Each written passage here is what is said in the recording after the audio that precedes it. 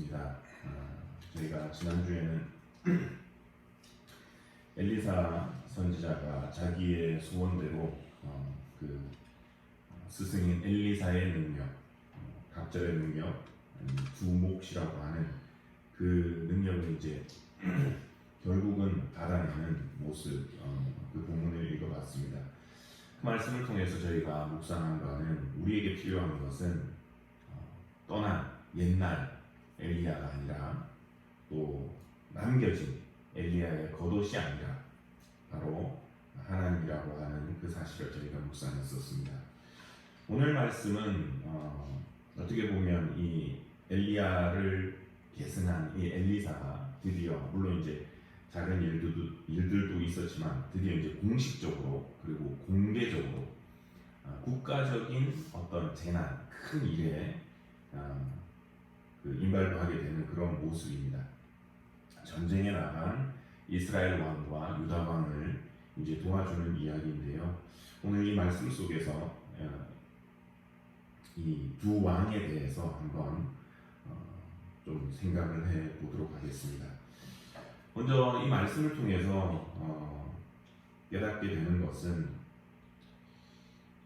하나님은 불평의 대상이 아니라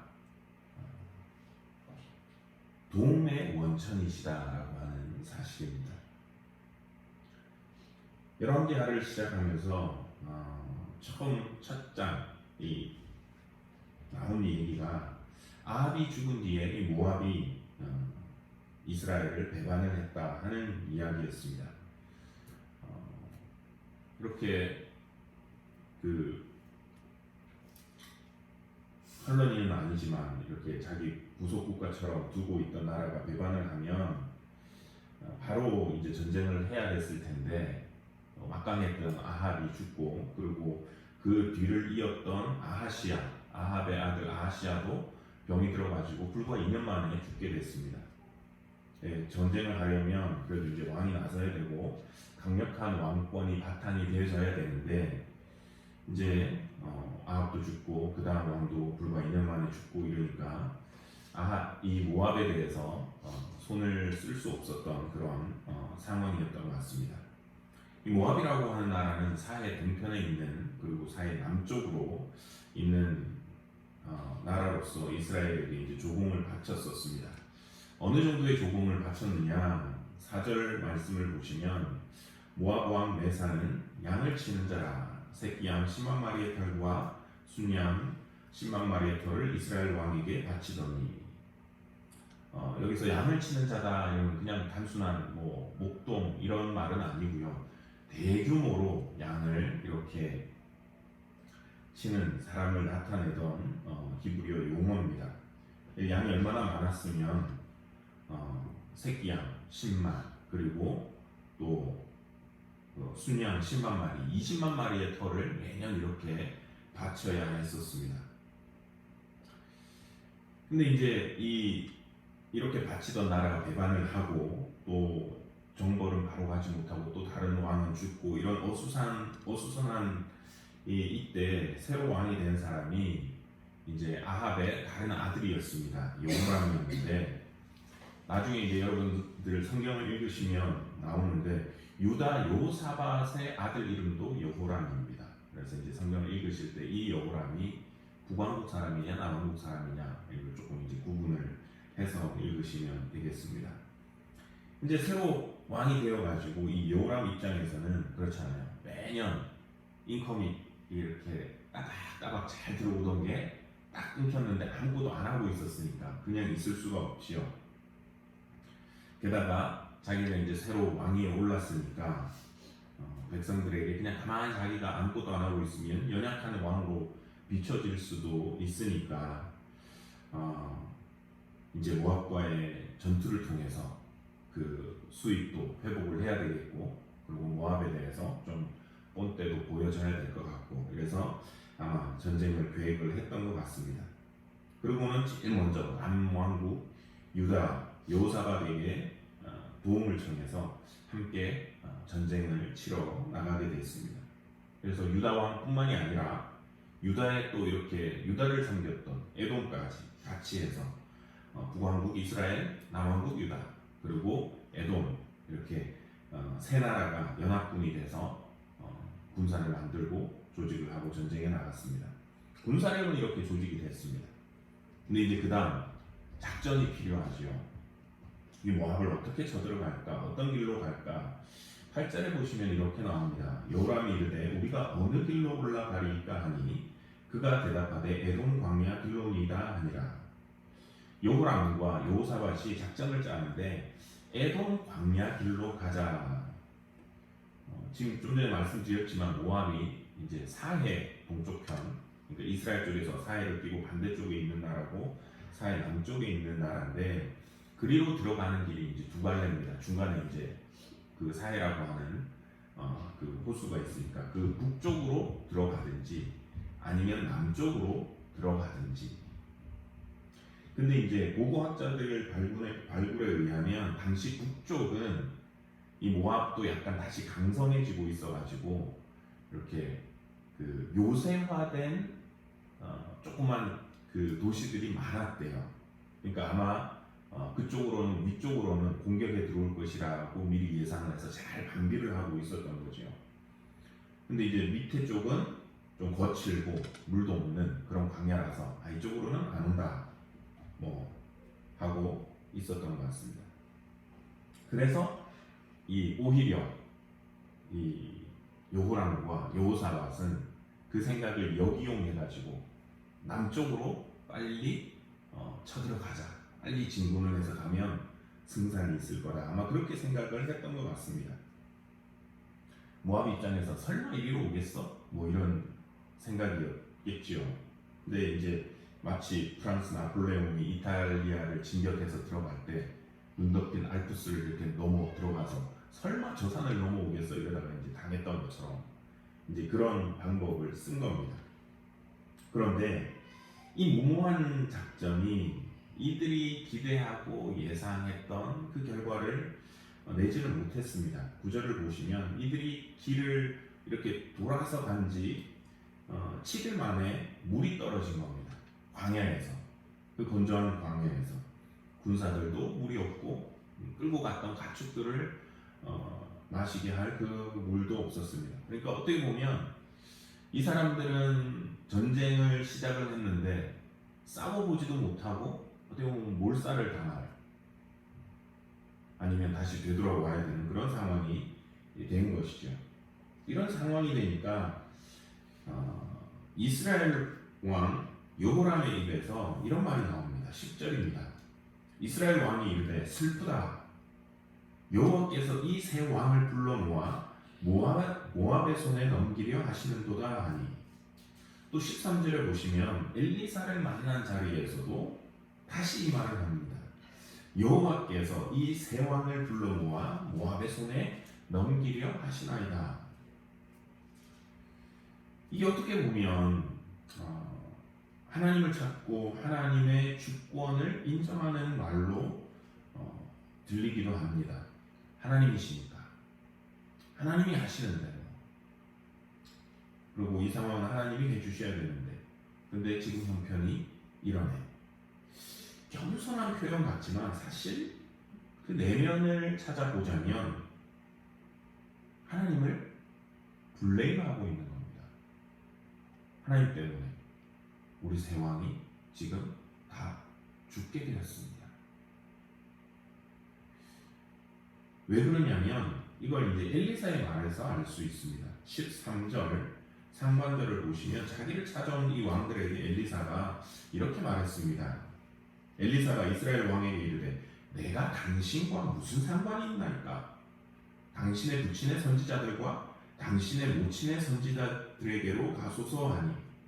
이스라엘 왕이 그에게 이르되 그렇지 아니하니이다. 이 당시 고대 운동에서 전쟁을 시작하면 이제 풍습은 선지자나 무당이나 신접한 자나 불러다가 그 신탁, 신의 그 오라클을 받아서 전쟁을 합니다. 이길 겁니다. 가서 승리를 취하십시오.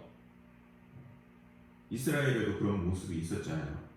아합이 길르앗 라못으로 전투하러 갈 때 한 선지자만 빼고 미가야 선지자라고 하는 그 사람만 빼고 모든 선지자들이 다 일어나서 가십시오, 승리를 취하십시오, 뭐 이렇게 하면서 이제 전쟁을 시작을 했었습니다.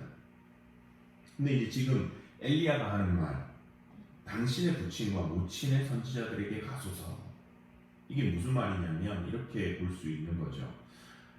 처음 전쟁 시작하려고 할 때 얘기했었던 그 당신이 데리고 있는, 당신의 아버지가 데리고 있었던 그 선지자들하고 다시 상의하십시오. 당신이 언제부터 하나님 찾았다고 지금 와서 하나님 무능하느냐, 이런 것이죠.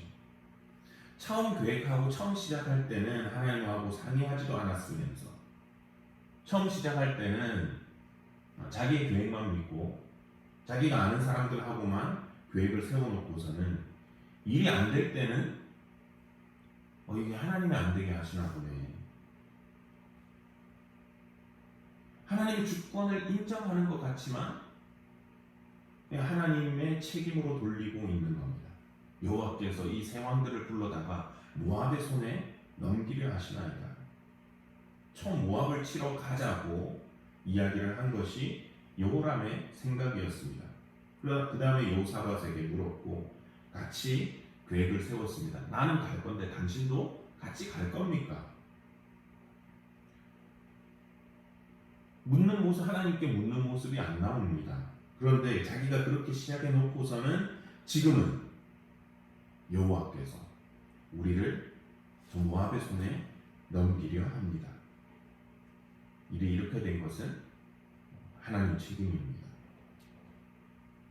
이스라엘 백성들의 삶의 모습이 이 역사를 읽어보면 하나님 앞에 이렇게 블레임하는 경우가 참 많았었습니다. 대표적으로는 출애굽기를 읽어보시고 민수기를 읽어보시면 항상 불평이 나오는 것이 그겁니다. 왜 우리를 애굽에서 이끌어내셔서 이 광야에서 죽게 하는 것, 모세를 향해서, 하나님을 향해서 늘 항상 이렇게 하나님 하시는 것에 대해서 블레임을 했었습니다.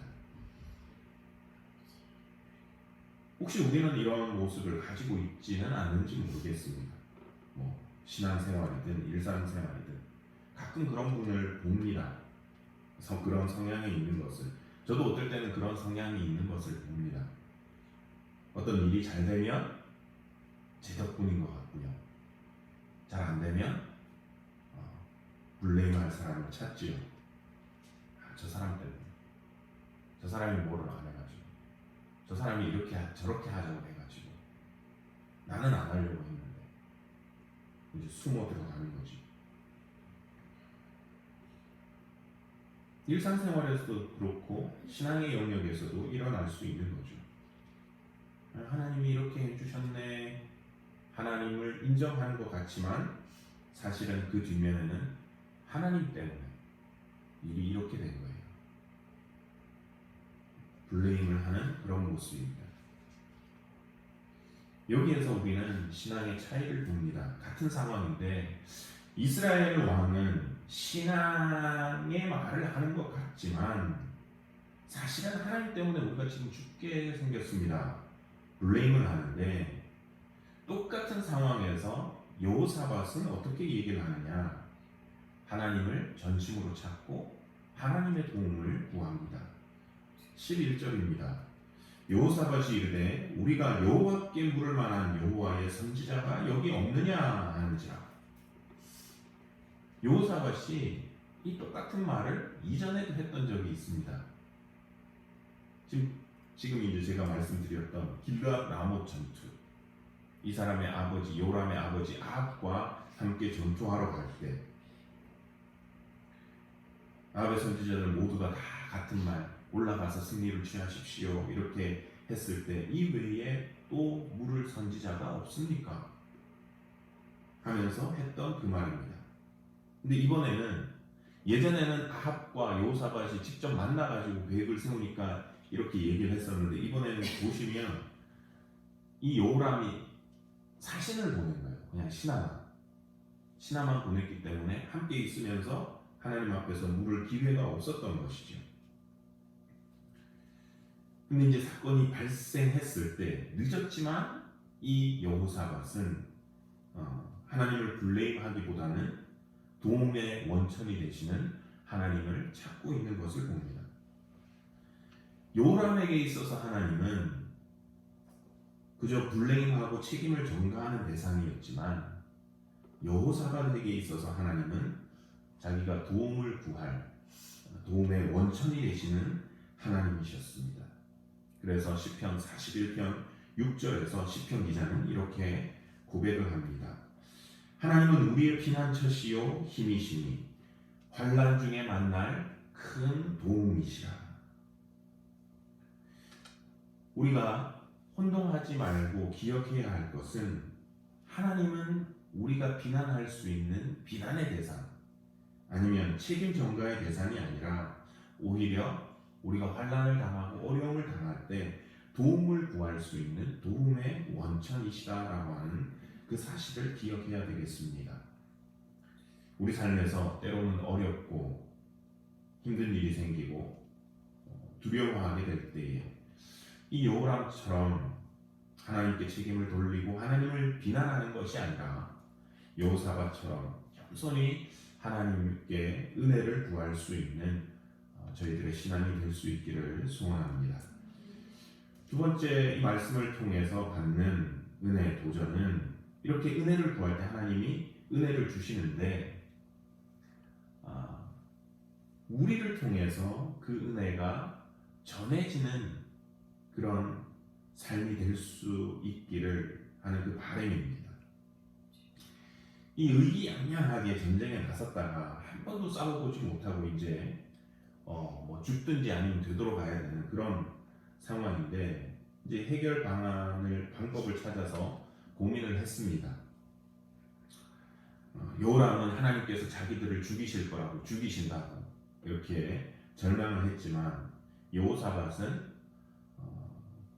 하나님께 묻고 도움을 얻기를 원했습니다. 근데 참 이게 어떻게 된 일인지 하필이면 그 주변에 엘리사가 와 있었던 겁니다.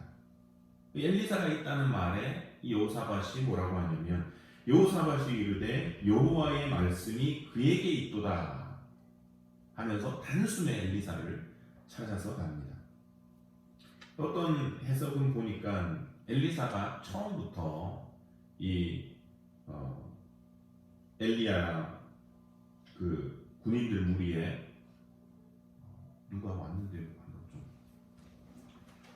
엘리사가 이 군인들 무리에 원정 무리에 이렇게 애시당초 같이 있었다고 해석을 하는데 어떻게 보면 저희가 봤던 이 엘리사가 했던 말, 당신 부모의 선지자들이나 찾아가십시오 하는 그 말을 생각을 해본다면 지금 튕기는 거잖아요. 튕기는데 처음부터 전쟁을 시작하는 무리에 함께 했을 것 같지는 않습니다. 근데 아마도 이 당시에는 이제 엘리사가 비록 남쪽이긴 하지만 이쪽에 어떤 사역이 있어서 왔었고 또 하필이면 그것을 또 군인 중에 하나가 알고 있었던 그런 상황이 아닐까 싶습니다. 세상은 이것을 가리켜서 뭐라고 하냐면 우연이라고 얘기를 하고요. 저희가 신앙을 가지고 있는 저희들은 뭐라고 할 수 있냐면 이것은 하나님의 섭리지요. 이 도움을 청하는 이들에게 엘리사가 기도를 하고 이렇게 알려줍니다. 하나님의 은혜를 받게 해줍니다. 15절, 16절 그리고 17절인데요. 15, 16절 앞부분만 봅니다. 내게로 검은 곳 할 자를 불러옵소서. 그리고 16절 골짜기의 개천을 많이 팔아 하셨나이다. 17절 여호와께서 이르시기를 너희가 바람도 보지 못하고 비도 보지 못하되 이 골짜기에 물이 가득하여 너희와 너희 가축과 짐승이 마시리라 하셨나이다. 엘리사 선지자가 공경에 빠진 이 왕들을 위해서 하나님께 기도를 하고 그리고 피할 길을 알려주셨는데 그 주변에 그 있는 땅에 개천은 이제 구덩이를 많이 파라고 했습니다. 근데 이 지금 에돔 땅 근처 모압으로 가는 이 길은 이제 비가 와야 물이 생기는 와디 와디 지역이었습니다. 근데 하나님 말씀은 바람도 없고 비도 없는데 물이 그 구덩이에 가득해서 너희와 가축들이 다 마시게 될 거라. 그래서 이제 진짜 물이 생겨서 물을 마시고 그리고 힘을 얻었습니다. 살게 됐습니다. 근데 하나님의 응답은 단순히 이들이 목을 축이는 것으로만 끝나지 않았습니다. 전쟁에서의 승리까지도 이 물을 이용해서 얻게 되었던 것을 봅니다. 본문 뒤에를 보시면 싸움이 진행이 되는데 어떻게 되냐면 이 구덩이에 물이 가득하니까 아침에 해가 비치는데 보니까 땅에 핏물이 가득한 것처럼 보였다, 이렇게 기록을 합니다. 22절 보시면.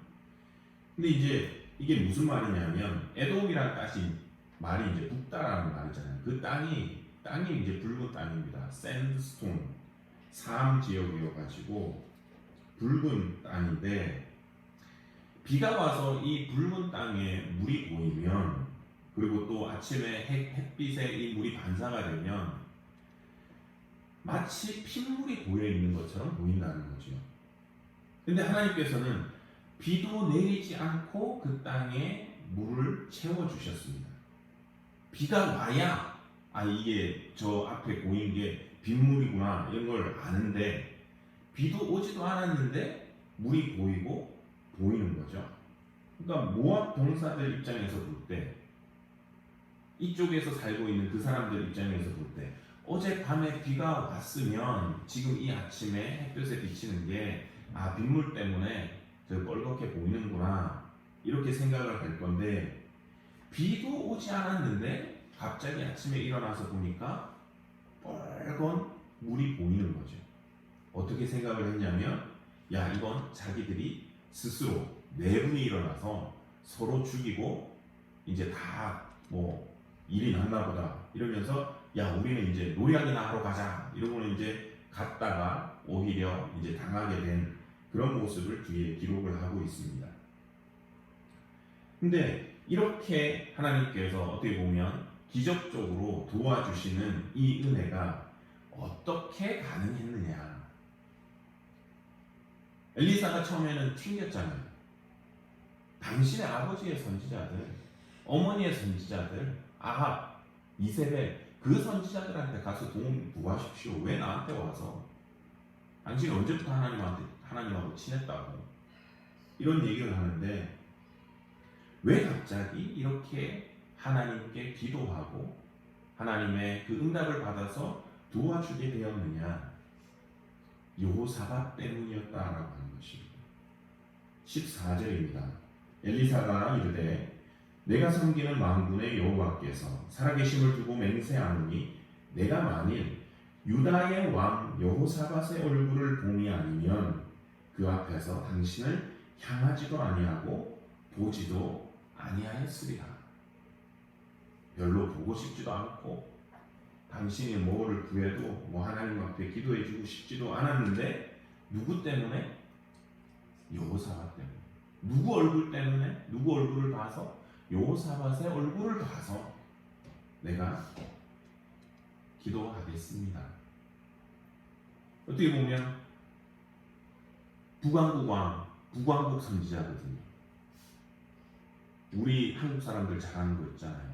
혈연, 지연. 따지면 여호사밧 때문에 들어주는 것이 아니라, 요람 왕이 우리 같은 나라니까 해야죠. 해야 되는데 그게 아니었다라는 겁니다. 혈연도 아니고 지연도 아니고 학연도 아니고. 이 여호사밧을 통해서 가지게 되는 도전이 바로 이것입니다. 우리의 삶이 하나님의 은혜를 막는 삶이 아니라 우리 때문에 하나님의 은혜가 흘러나갈 수 있는 그런 삶이 될 수 있기를 소원합니다. 우리가 삶을 살아가다 보면 참 관계가 어렵습니다.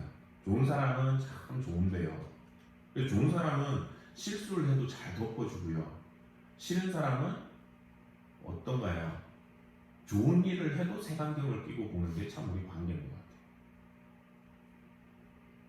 그래서 꼬인 관계가 참 풀기가 어려운데, 혹시 여러분들은 그런 경우가 없으신지 모르겠습니다. 심하면 이렇게 되더라고요.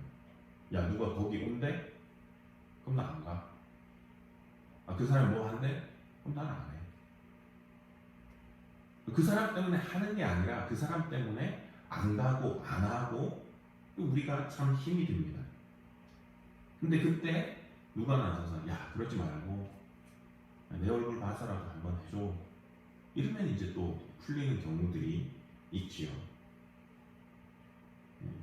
극단적인 얘기는 하지만 좀 제가 말하기 부끄러운데 후배 중에 좀 이 인간관계를 잘 못한 친구가 하나 있었습니다. 지인 관리를 잘 못했지요. 결혼을 하는데 친구들 반응이 다 싸한 거예요. 보통 이제 가서 동기들끼리 이제 축가도 해주고 뭐 이러는데, 자기네 동기 그 카페에 나 결혼한다 올리고, 그러고 나 축하받고 싶다, 그리고 축가도 좀 와서 해주면 좋겠다 했는데 아무도 답을 안 하는 거예요. 참 싸한 거예요. 분위기가 싸해지는 거죠. 이 분위기가 뭐였냐면 나 안 가, 나 안 해, 뭐 이런 식이었었습니다.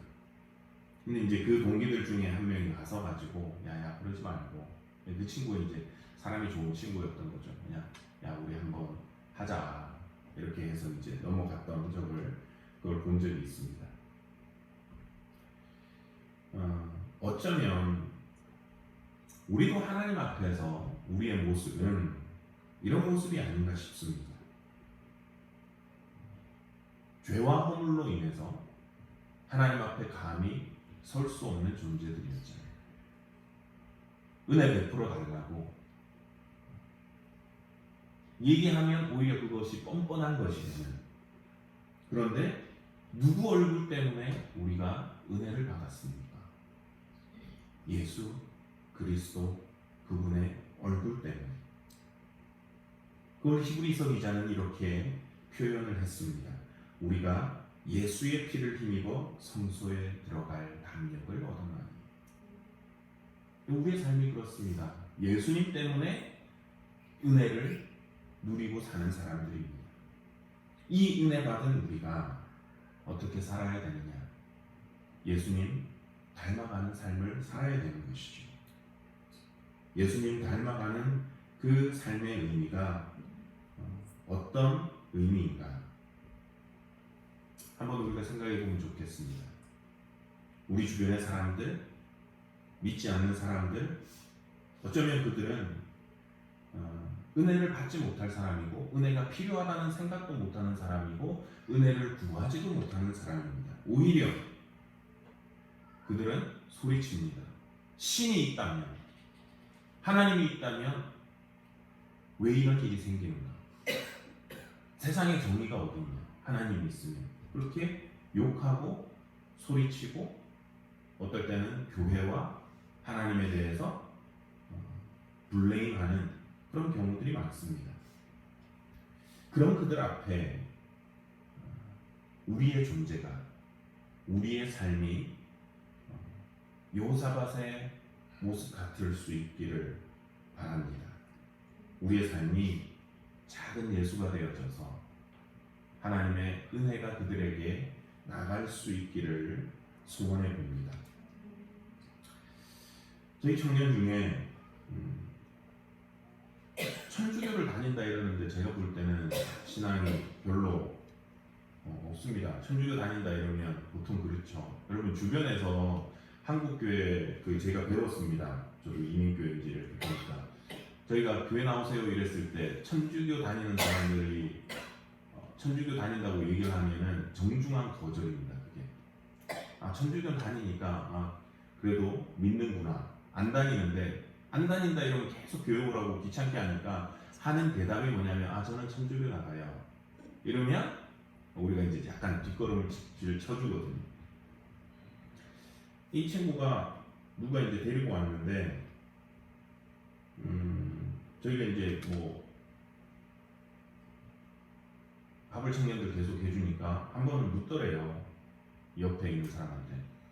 근데 여기 밥을 왜 줘요? 이렇게 뭐 하면 뭐 돈이 나오는 게 있나요? 뭐 이런 식으로 물었대요. 그래서 아니 우리 사역을 그렇게 하는 거라고 이제 옆에 친구가 얘기를 해줘서. 근데 한 번은 이 친구가 이제 저희가 교회 뭐 저기가 있었나 좀 오지 말라고 하는 때가 있었는데 자기가 그래도 와도 되냐 이렇게 물었어요. 그래서 굳이 오고 싶으면 와도 되는데 지금 다들 조심하는 분위기라서 그냥 안 와도 되는데 제가 이제 그렇게 답을 했어요. 근데 오고 싶대요. 그래서 제가 좀 기특해가지고 한 번은 물었어요. 와이프가 누구야? 너 근데 왜 이렇게 매주 오니? 그 친구의 대답이 딱 네 글자였습니다. 답이 왔습니다. 걔는 답도 빨리빨리 잘해줘요. 밥 먹으러 해요. 밥 먹으러 온다는 거예요. 밥 먹으러. 아무 관심 없어요. 네. 밥만 먹으러 오겠다는 거예요. 밥만. 그래서 에휴 그래 그럼 그렇지 이러고 이제 있는데 말도 잘 안 해요. 뭐 우리 나눔하고 이래도 그냥 그렇죠 뭐 이러고 뭐 기도 제목 뭐 있어 물어도 기껏 한다는 소리가 자기 그냥 피곤해서 그런데 좀 일이나 일찍 마쳤으면 좋겠습니다. 그래서 운동이나 하러 갈 수 있으면 좋겠습니다. 뭐 이런 식으로만 주로 얘기를 하고 가끔 이제 뭐 휴가 뭐 이런 거 되게 해주세요 뭐 이런 얘기를 했는데 지난 주일날 갑자기 얘가 입이 터진 거예요. 그런 무슨 막 무슨 얘기를 하는데 그러더라고요. 자기 뭐 천주교 다니는데 그리고 기도할 때도 뭐 천주교 방식으로 뭐 이렇게 하는데 별로 본 적은 없지만 근데 그 친구가 이러더라고요. LA 있으면서 뭐 친구 따라서 이래저래 교회들도 방문하고 했었지만 자기도 보는 것도 있고 뭐 이렇게 신문에서도 보고 이렇게 하지만 근데 여기 교회는 좀 다른 것 같아요. 이러니까. 그러면서 하는 얘기가 작기는 하지만 자기가 기도 요청했던 거, 특별히 이제 휴가 관련입니다. 그런 게 다 응답이 됐다는 거예요. 그리고 이제 지금 진행 중인 것 하나가 그거였습니다. 원래 휴가가 절대 나올 수 없는 건데 휴가 처리가 됐어요. 근데 이번 주 주말에 가야 되는데 그런 거죠. 이게 또 당직이 걸리면 안 된대요. 그래서 야 우리 그럼 우리 기도하자. 그리고 이제 저희가 헤어질 때 보통은 다음 주에 보자 하려고 헤어지는데 걔한테는 그랬습니다. 다음 주에 보지 말자. 그래야 걔한테는 하나님이 역사를 하는 그런 모습이 되니까. 제가 이 말씀을 왜 드리냐면 저희가 뭐 지금 이렇게 하고 있습니다, 저렇게 하고 있습니다가 아니라 청년들이 그렇게 목장에 모일 수 있도록 여러분들이 다 같이 해주셨다는 말씀을 드리고 싶어서 그렇습니다. 참아주시고 또 지원도 해주시고 격려도 해주시고 기도도 해주시고 우리의 삶 속에서 이렇게 아직까지 하나님을 알지 못하는 친구, 필요도 못 느끼고 하나님이 계신지도 모르겠고 하는 그 사람들에게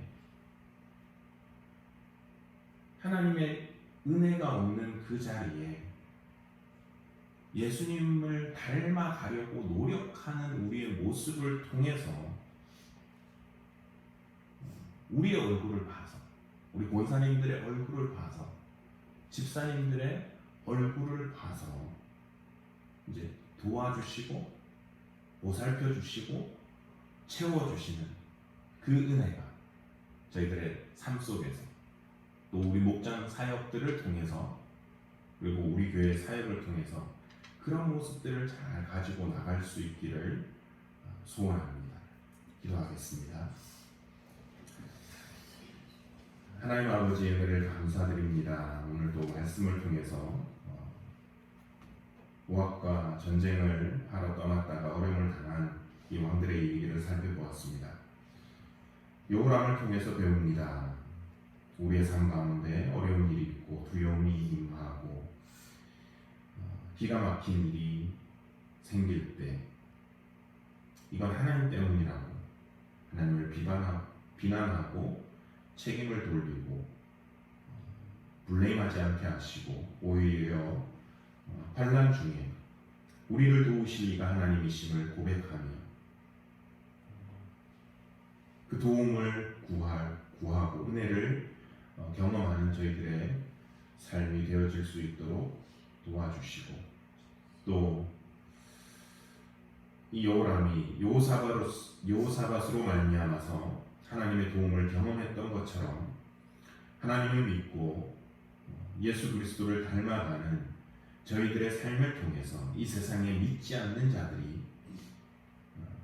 하나님의 살아계심을 보고 하나님을 알아가고 하나님을 경험할 수 있는 저희들의 삶이 될 수 있도록 아버지 하나님 저희들을 축복하여 주시고 은혜의 장중에 붙들어 주시옵기를 원하옵고, 이 모든 말씀 우리 구주 예수 그리스도의 이름으로 기도드리옵나이다. 아멘.